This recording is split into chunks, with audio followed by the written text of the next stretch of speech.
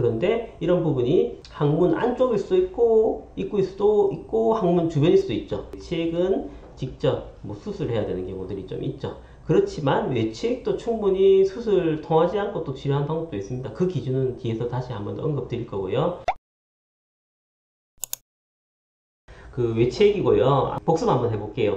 내치액, 외치액을 어떻게 구분한다고 했죠? 지상선이라고 합니다. 여기 지상선, 항문에서 4에서 5cm 정도 이렇게 있는 지상선 안쪽에 생긴 것을 내치액, 그리고 바깥쪽에 생긴 것을 외치액이라고 말씀드렸죠. 내치액하고 외치액의 차이점 중에서 제일 큰 것은 지상선 안쪽보다 바깥쪽이 감각세포가 훨씬 더 많이 분포되어 있습니다. 그래서 똑같이 생기더라도 내치액보다 외치액이 통증을 더 많이 느끼는 그런 특징을 가지고 있습니다. 그러다 보니까 내치액이 생기더라도 통증이 좀 덜한 편이라서 내치액은 좀 방치를 하는 편이고요. 환자분들이 외치액은 생기자마자 바로 표시가 나고 그리고 통증을 느끼다 보니까 오셔가지고 상담을 하는 경우들이 많습니다. 그래서 외치액 같은 경우는 급성 통증을 동반한 혈전이 많다 이렇게 안내해 드리는 거고, 이런 이제 외치액 조금 동글동글합니다. 동글동글하고 탱글탱글한 어떻게 보면 혈전성 외치액이 이렇게 생겼죠. 그래서 외치액은 발병 시기 원인을 특정할 수 있는 경우가 많습니다. 바로 바깥에 생기다 보니까 아픈 것을 바로 느끼다 보니까 언제부터 생겼는지도 환자들도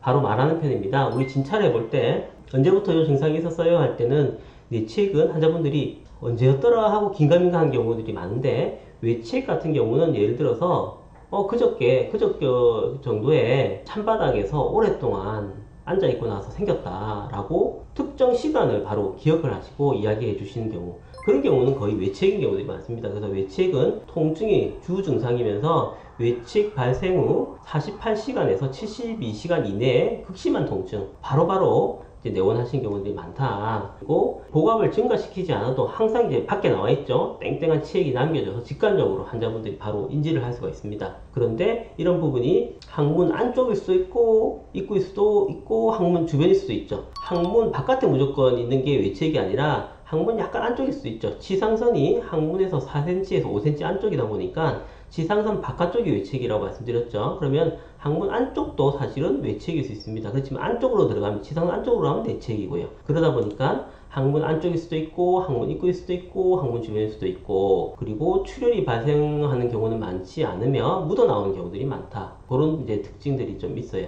그런데 겉모양도 바로 이렇게 딱 표시가 나죠. 약간 좀 탱글탱글하고 바깥에 딱 이렇게 나와 있죠. 그래서 외치액은 이렇게 이제 생겼다. 바로 자기 손으로도 만져진다. 배변 힘을 안 줘더라도 바로 만져지는 특징이 좀 있죠. 그런데 여기서 하나 이제 구별할 게 따로 있습니다. 외치액인 줄 알았는데 외치액이 아닌 거예요. 예, 이걸 이제 채피라고 이야기합니다. 스킨 태그라고 이야기하고 항문골이라고 하는데 이렇게 생긴 거였어요. 외치액이 아니에요.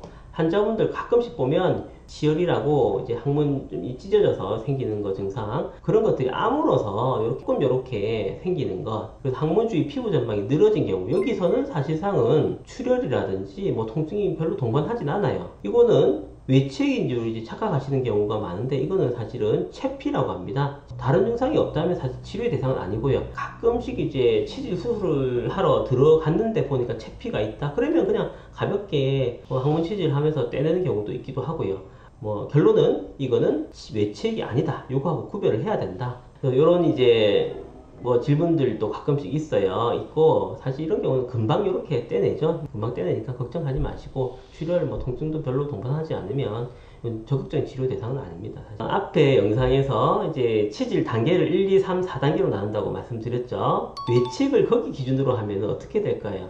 여기서 뇌치액 단계별 진단을 할 때 기준으로 보면 어떻나요? 그레이드 1은 때로 출혈이 있지만 항문 밖으로 치액이 빠져나오지 않는 상태, 이걸 그레이드 1이라고 이야기했고, 그레이드 2는 압력이 가해지거나 대변을 볼 때 치액이 항문 밖으로 밀려 나오지만 압력이 사라지면 저절로 회복되는 단계, 그리고 그레이드 3은 치액이 항문 밖으로 나왔다가 바로 항문으로 저절로 들어가지 않아서 손으로 밀어 넣어야지 들어가는 상태, 그리고 그레이드 4는 치액이 만성적으로 항문 밖으로 튀어나와 있으면 손으로 밀어 넣어도 들어가지 않는 상태를 그레이드 4라고 이야기하고요. 여기서 급성 혈전성 외치액은 항상 튀어나와 있기 때문에 그레이드 4 정도로 우리가 좀 볼 수가 있겠죠. 자, 그러면 지금 이것은 외치익은 1, 2, 3, 4단계. 와, 답 잘 가르쳐 드렸는데 요거 기준은 사실은 4단계입니다. 4단계라고 볼 수가 있을 거예요. 예. 그래서 외치익 같은 경우는 좀 직접 떼내는 치료를 해야 되는 경우들이 많습니다. 그래서 외치익은 직접 뭐 수술해야 되는 경우들이 좀 있죠. 그렇지만 외치익도 충분히 수술 통하지 않고 또 치료하는 방법도 있습니다. 그 기준은 뒤에서 다시 한번 더 언급 드릴 거고요. 사실 임상에서는 외치익하고 내치익이 같이 병발하는 경우가 많고, 내치익 같은 경우는 뭐 통증이 상대적으로 외치익보다 좀 덜해서 좀 오래 버텨가지고 오는 경우도 있지만, 외치익 같은 경우는 바로바로 통증이 좀 많이 있어서 치료 적극적으로 해야 되는 경우들이 많다. 그렇게 이제 구별을 드리고요. 이렇게 이제 외치익 관련해서 공부를 좀 드렸고, 뒤에 영상에서 외치익 중에서 어떤 부분은 우리가 좀 볼 수 있다, 다시 구별을 좀 해드릴게요. 한의사의 속마음 제강 원장이었습니다. 좋아요, 구독, 알림 설정도 부탁드릴게요.